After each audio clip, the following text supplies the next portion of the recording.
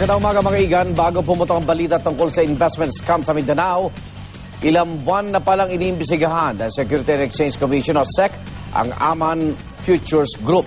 At hindi po ito ang unang beses na nagkaroon ng ganitong uri ng panloloko, kaya may paalala ang komisyon sa publiko. Narito unang balita, special assignment ni Pia Arcangel.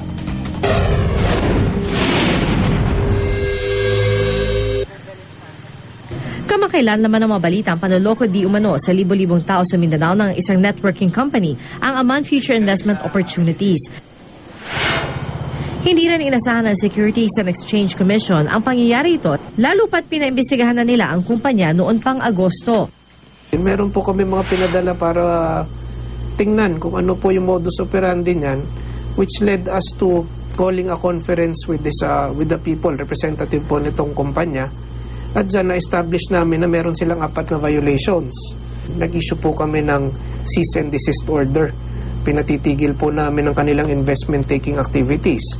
Na-establish po namin base po sa kanilang representation at saka submissions. Unang-una, nagbebenta sila ng securities or investment contracts na hindi rehistrado po sa amin.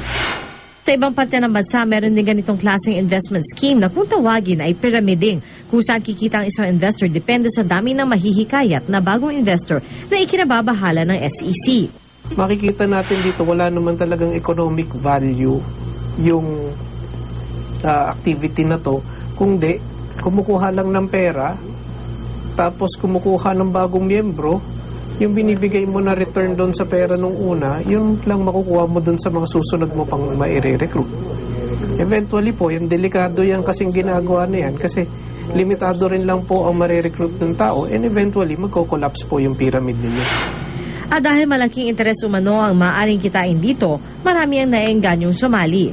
Yan po ang nangyayari dyan ay nag-aalok yung iba ng exorbitant rate returns. Sobrang taas po niyan na mapapaisip po kayo, it's too good to be true. Yung kikitain nyo, for example, hindi po kayo maniniwala, umaabot po yan from 20% hanggang 60%. So, ganun pong kalaki.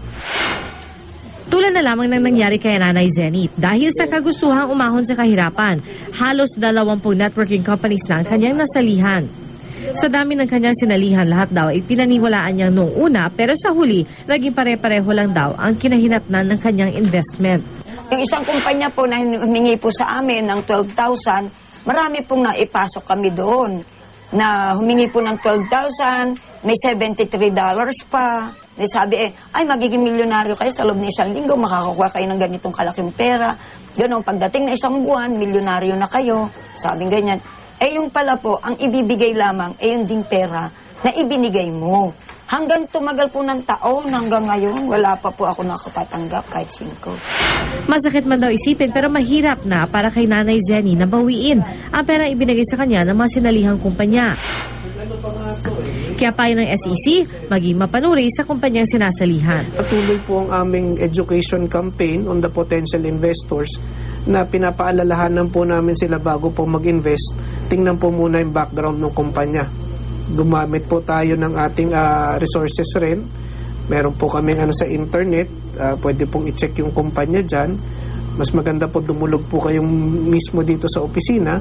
Makikita nyo po may listahan po kami kung sino yung mga lisensyado at sino po yung pwede magbenta ng securities o investment contracts. Para sa unang balita special assignment, Pia Arcangel reporting.